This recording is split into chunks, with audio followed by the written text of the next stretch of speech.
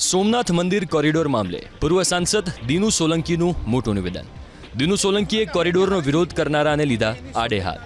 કહ્યું, પોતાના અંગત સ્વાર્થ ખાતર કેટલાક લોકો કોરિડોરનો વિરોધ કરી રહ્યા છે. વિરોધ કરનારાને અમારો પણ સામનો કરવો પડશે.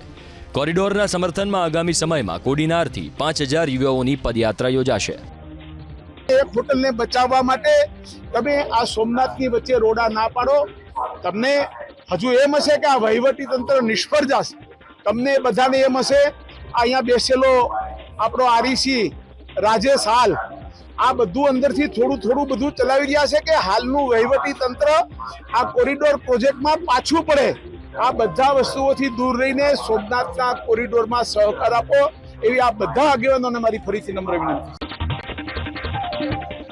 સોમનાથ મંદિર કોરિડોર મામલે પૂર્વ સાંસદ દીનુ સોલંકીનું મોટું નિવેદન.